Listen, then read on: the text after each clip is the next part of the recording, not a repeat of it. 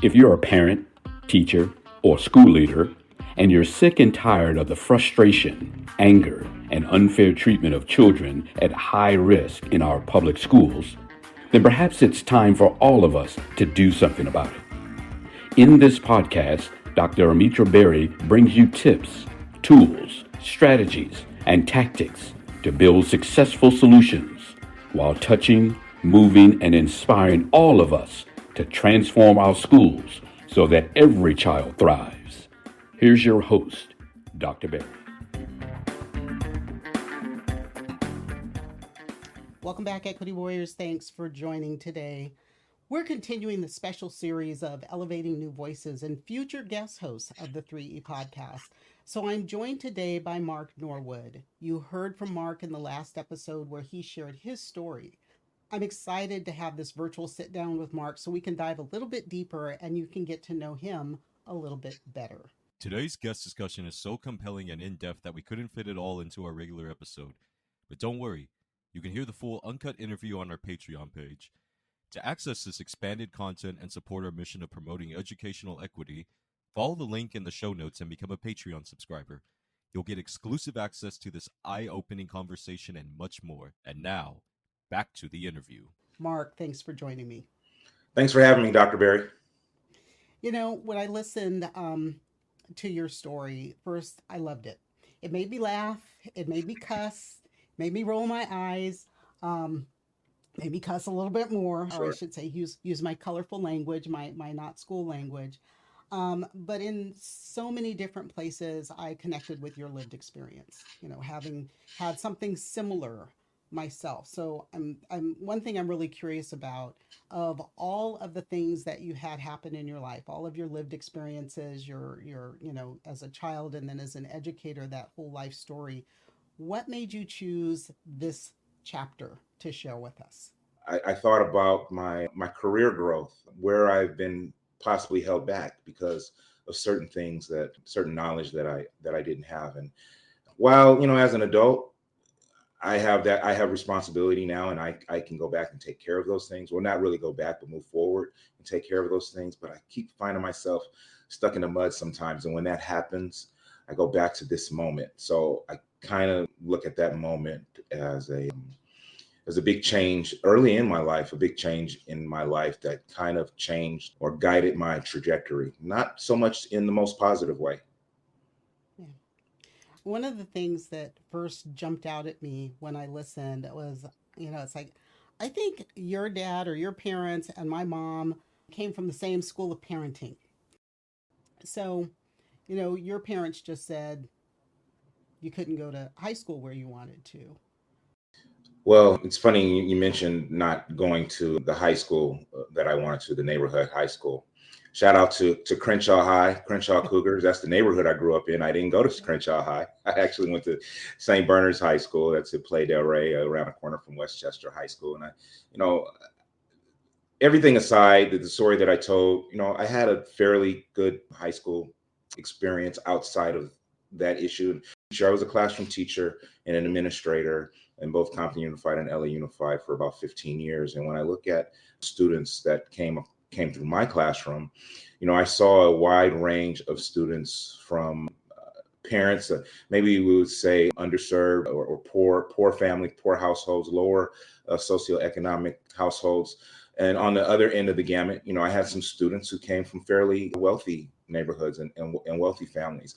And I could really see the difference in how those students approached school, approached my class. There were students where missing homework was out of the question.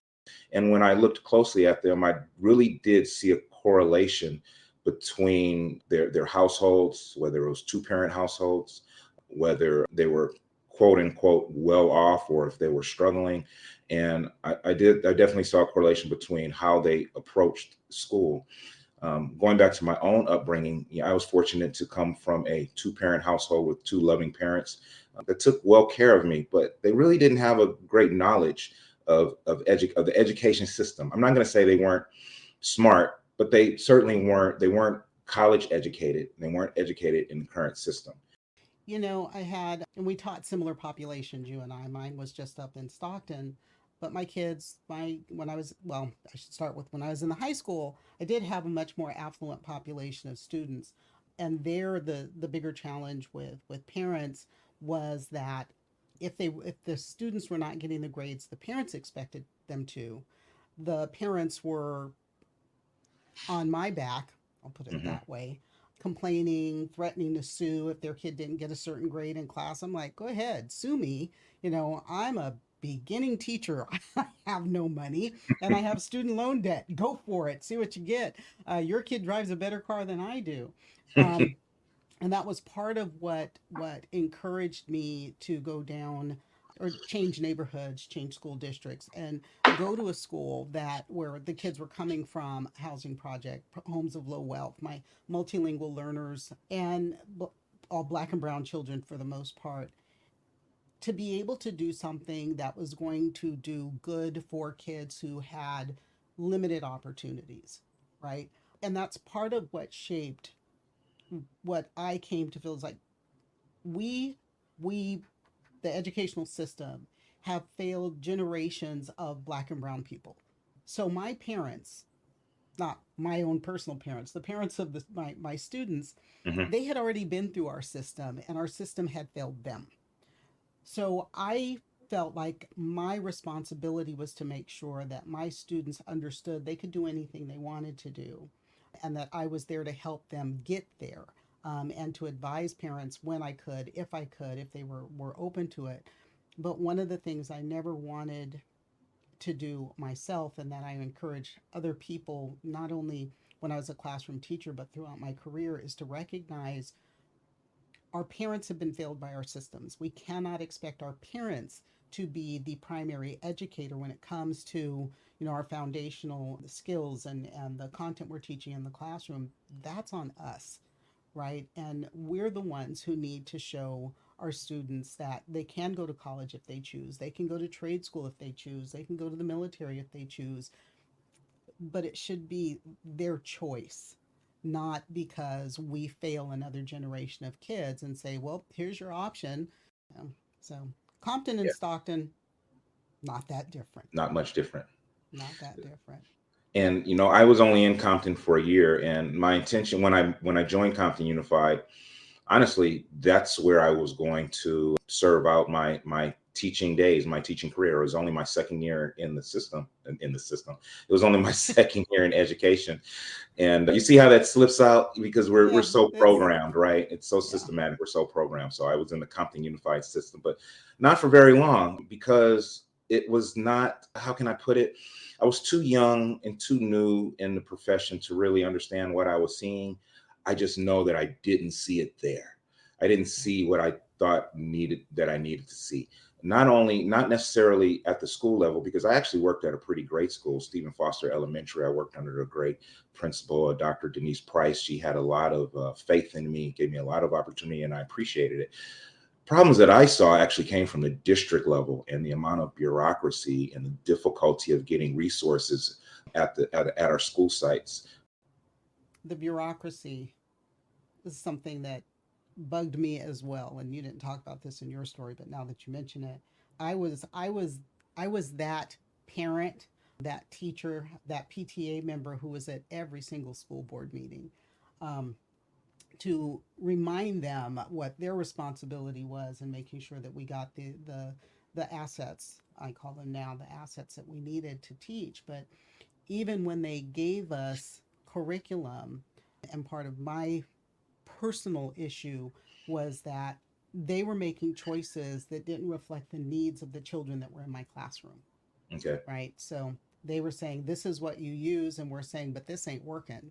If we want to get our children, to be able to read, write, think, calculate at grade level on time, we need to do what works for them, not, I'm going to put this in a very plain way, not whatever materials come from the company that you're in bed with. But I want to talk about your Mr. M, Sure. because I had a Mr., and I say his name, I had a Mr. Nadeau. And Mr. Nadeau was my high school trigonometry teacher for about 3 days. At that point, it was my junior year. I think it was my junior year. and I had enough math to graduate. I had already met the UC requirement, so I wasn't worried about any more math, but it was the next class to take, and I was a bit of a rule follower, right? If that was where I needed to go, that's where I was going to go. But he was so, as opposed to your Mr. M, Mr. Nadeau was just blatantly mean. And so when I think about the experiences, whenever someone tells me about an experience with an educator that could have really destroyed their whole life in terms of their path to greater opportunity or greater education, I think about him. I know that he is, as is your Mr. M, the exception to the rule, that we have tons of phenomenal educators and counselors out there. But it only takes one person with a classroom, especially at the high school level. You're seeing 150 kids a day. How many lives can you ruin in a year with one bad Mhm. teacher? So, Or in a Mr. lifetime, M, if you yeah, think about it, yeah, how you yeah, affect yeah, that one particular person and how that affects the people that that person affects over their yeah, lifetime. yeah. I mean, think about it. We're sitting here talking, how many years later? Let's not count. 40 You can see it in my plus gray. yeah, 40 years plus later, about how a teacher in high school still sticks in our head, or an educator. Well, yours was a teacher as well. So let's talk about Mr. M and how he, I'm going to Well, use my school language, how he messed up part of your education. rather than being mean, like your instructor, he was the absolute opposite. He was very, very nice. He was very enduring. He was very kind, brought me to his office, let me sit down. And a lot of times I would just sit on the couch and read magazines or just kind of thumb through the books on his bookshelf. A lot of time there was not much communication. He would say, just have a seat, wait it out, and then when the bell rings, you can head back to class. But So do you think, I Mark, do you think that and it's suspicion, reflection, whatever. Do you think that maybe he took you away from the AP's office because having another adult administrator understand what you were going through might mess up what he was doing? well, I use the example of an abuser when I Mm-hmm. last spoke, and Yeah, abusers try to separate the abused from their friends and families. yeah, So I look at it as if he was trying to separate me from anyone that could possibly intervene in what he was doing. yeah. So maybe some of that was a little bit of covering his own tail, so to Possibly, I speak. could I could also see, as a person of color and Mr. M and then myself, it could be argued that he just didn't want to see another, young brother in the principal's office until I began to kind of He just become wanted to see another brother in the army. in the army, maybe, yeah. But then I began to kind of sniff out what was happening, and so that feeling went out the window, and I began to see something much more sinister. Hmm. So another thing that sort of jumped out at me, and I knew this from past conversation, was that you went to Catholic school, Mhm. um, which where I grew up in Stockton, nobody black went to Catholic school. Only black people that went to Catholic school were the superior, I'll call them superior, the phenomenal athletes. Do you think your experiences would have been different had you gone to Crenshaw academically? Likely, yes. But first off, I have to be clear. I didn't realize I was black until about the fifth grade. Now that's a new thing, right? When did that just happen? That just started happening, and it's all over social media Yeah. right now.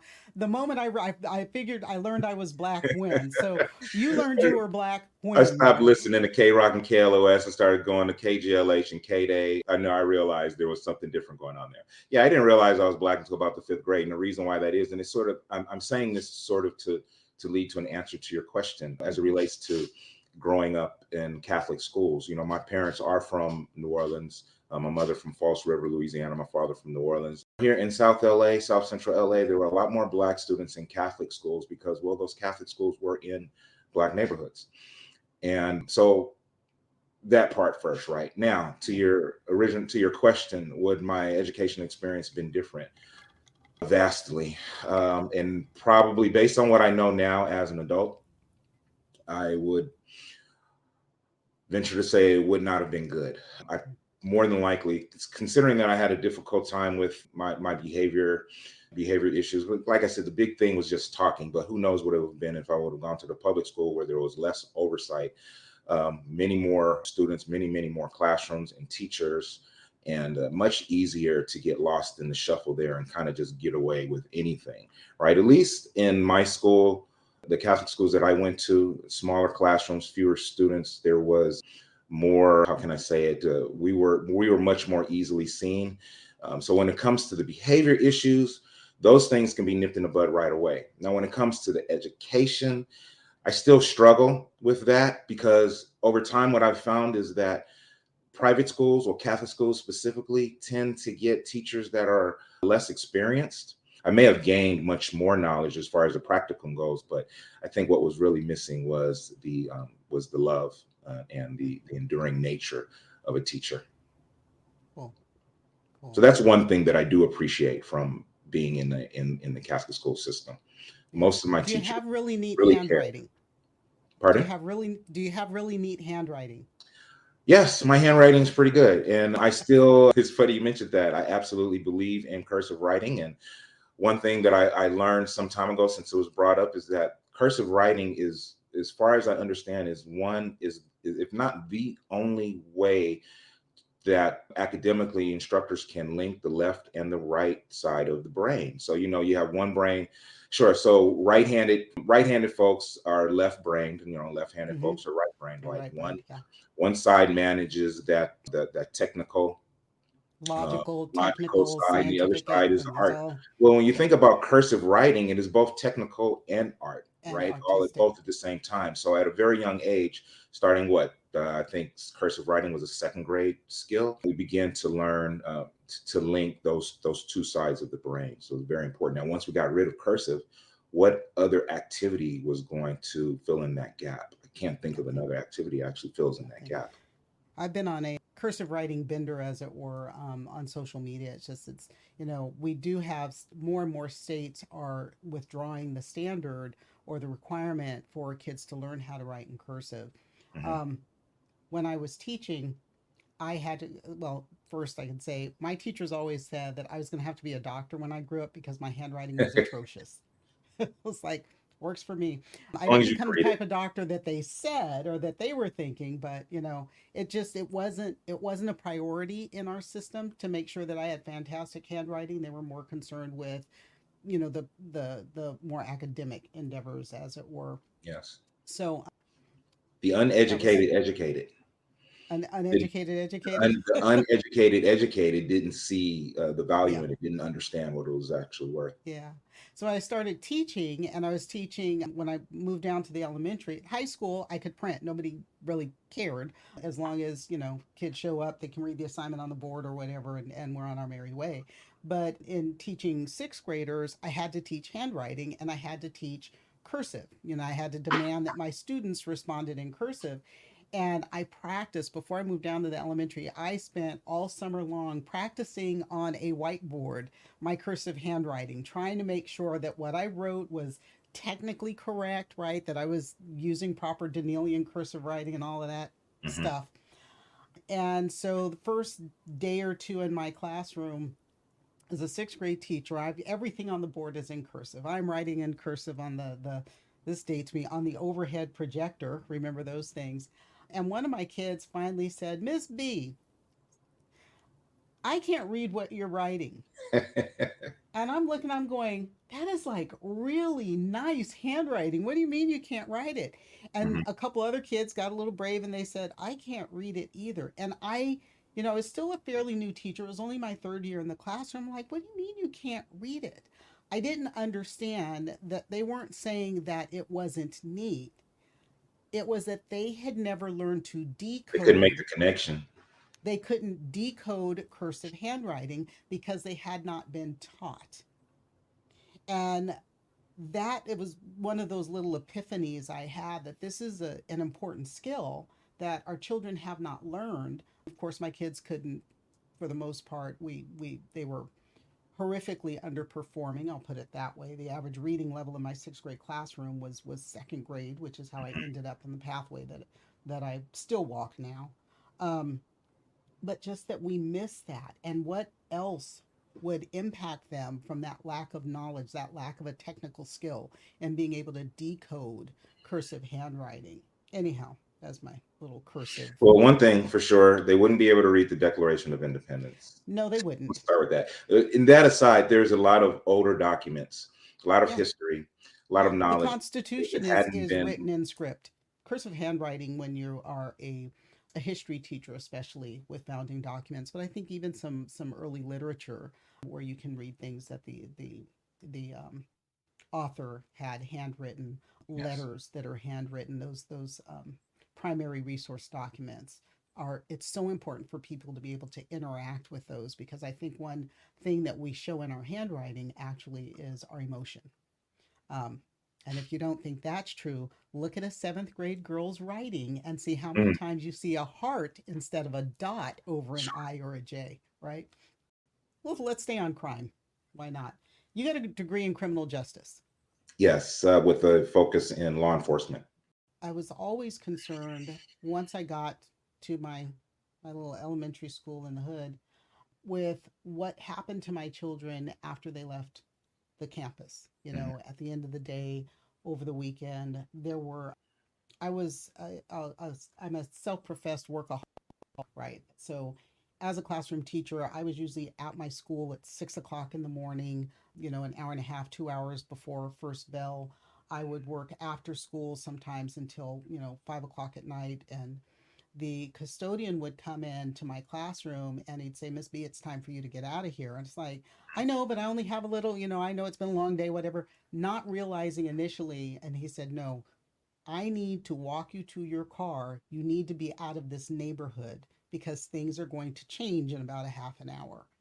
Um, but there's so much that happens in the lives of our children after we leave that space, that if we can change their lives in any way, it has to happen in the, however many instructional minutes a day it is that they're in classrooms. Just thinking about what can happen to them, and even more so now what's changed is that we have more and more police officers on campus. And I feel like I have to do a disclaimer. I actually did a great show one time with a former police chief. I'd have to look it up because I don't remember the episode number. I grew up, the cops that I knew growing up were my two uncles, one who became deputy chief of police, and my, hey, here we're keeping it in the family, Always two the top. uncles, Yes, indeed. and my then future stepfather, who was also a cop. So I knew cops, but they were family, right? So I didn't have that same experience or trepidation. I recognize, name, claim, own that little bit of privilege I had in that regard. But too many of our kids in our schools, we shouldn't have that system, a system of privilege because you're related to or know somebody on the police force. If you're black or brown, you might get a pass if you live to the point where they're actually looking at the back of your driver's license. But think about when we were kids, if you got in, well, maybe your experience was different, but if you got in a fight at school, you went to the principal's office, you talked it out, you shook hands, maybe you got suspended for a day, or you went back to class, right? That Mhm. was the end of it. Now they're taking these kids away from school in handcuffs, and really just changing their whole lives because of that.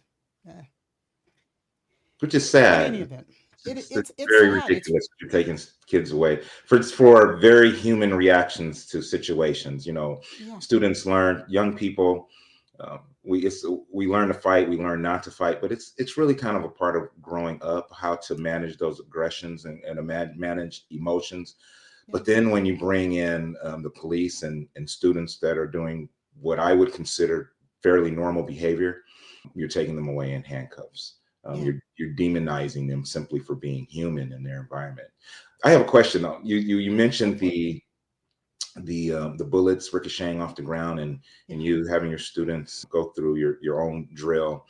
I had a very similar experience on different occasions, and I'm curious if your experience was the same as mine, in the sense that the students were much more used to it than I was, and the students really didn't become flustered. I was the one that had the problem, and they never even ducked or paid much attention to it. So, oh, Mr. Yeah. Norwood, that's normal. We hear that every night.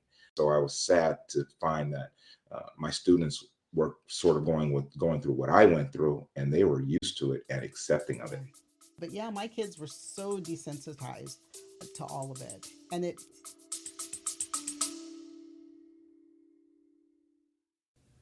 Hey there, Equity Warriors. I want to take a quick moment to share something exciting with you. You know how passionate I am about equity in education, right? Well, I've created a special space, a safe space, where we can dive even deeper into these crucial topics. It's our Patreon channel, and I'd love for you to join me there. Here's why it's so awesome. As a Patreon subscriber, you'll get access to exclusive content that I will not share anywhere else. I'm talking additional insights, workshops like you would get in regular professional learning sessions, resources that can really amplify your impact in education. But it's more than just extra content. By subscribing, you are directly supporting our mission. You're helping to create more valuable discussions and resources that you've come to love. You're part of the change we're making in educational systems. And let me tell you, our Patreon community, it is something special. It's a place where passionate educators and advocates can come together, share ideas, and drive real change. So if you're ready to take your commitment to educational equity to the next level, I'd be thrilled to have you join me. Just head over to patreon.com/3E podcast. That's patreon.com/3E podcast. Remember, your support means the world to me, and it helps me continue this important work. Together, we can create the educational system all our students deserve. Thanks for considering, and now let's get back to the episode.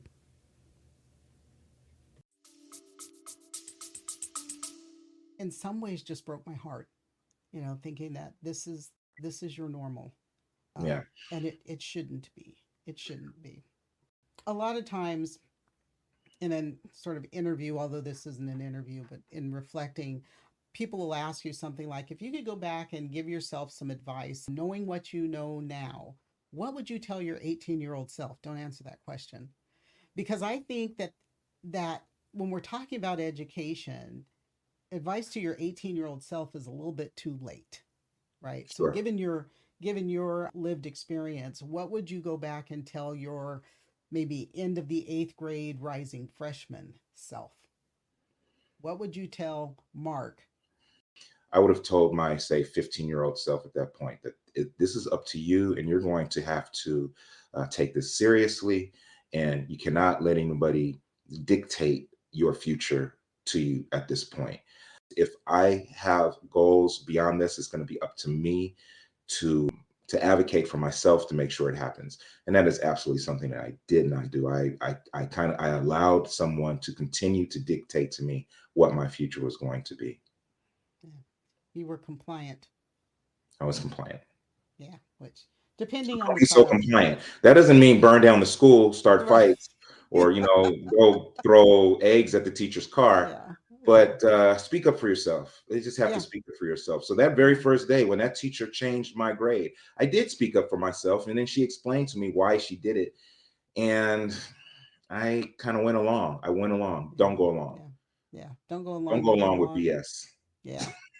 So staying on that same train of thought, so to speak, what would Mhm. you tell your first year teacher self? Because you talked about your experience in the classroom. What would you tell Mark, the first year teacher, that first week or first year that you're in the classroom? Well, at that, as a first year teacher, I was already coming out of college. I was already a bit of a militant, and I had already learned to sort of buck the system. I joined a fraternity in college, and we were very active on our campus. I was part of the Black Student Union and the Black Law Society. I had You can learned. throw them up. You can go ahead and throw them up. I've had others on the Ruru, show. you see the There you purple? go. I got the Okay. purple on. Yeah. Shout out to Omega Sci-Fi Fraternity Incorporated, Rho Iota chapter, and Chi Beta chapter of Long Beach State. So coming out of college, if I can go back and tell my first year teacher something, I would say to that first year teacher, stay the course. I had a vision in mind coming out of college. I was excited about going into this profession. It was a very clear reason as to why I went into it. I didn't fall into it. Something happened in my life to change my trajectory, and so I went to it purposefully. I went into administration because I was having such a hard time with some of the things that we've spoken about, like how do I manage these concerns? How do I manage struggling students? How do I manage um, um, the home life? Students coming to school not having been fed, students coming to school with dirty clothes on, students not having really a vision for their own future. And I was struggling with managing that from the classroom. So I thought that I can do a better job doing that as an administrator, which in some cases is true. Stay the course would have been Stay the the advice course. that I give to my first year teacher. There's so much that happens that, we as we talk about education, what's happening in schools, what could be happening in schools, depending on what happens in the next election. I always think what's my sort of personal tipping point, right? So when I Mhm. sign off on the show, I paraphrase Dr. Angela Davis, one of my sheroes, who said, "I'm no longer accepting the things I cannot change. I am changing the things I cannot accept." So I always like to ask folks, what is the thing you cannot accept when we're talking about K-12 public education? What is that thing? And then is there something that people who hear this show can do to help change it? Sure. The thing that I cannot accept is complacency. My father used to have a phrase. He would say, "Or get off the pot." Yeah, Ish you or can get say off the it. pot. Shit or Yeah. get off the pot, right? So don't be complacent. Don't simply accept the things that are going on around you. And the way we can fight that complacency, I have three things in mind. Number one is to encourage self awareness, encourage our not only our students but our families, as our parents, to be self-aware and for them to notice when things aren't quite right and when maybe a change in themselves might be necessary. If a parent or even a student sees things happening and they don't like what they're seeing, well, what is your role in it? And is there a need for a change in yourself in order for you to help your child and to fight this battle? So encourage self-awareness.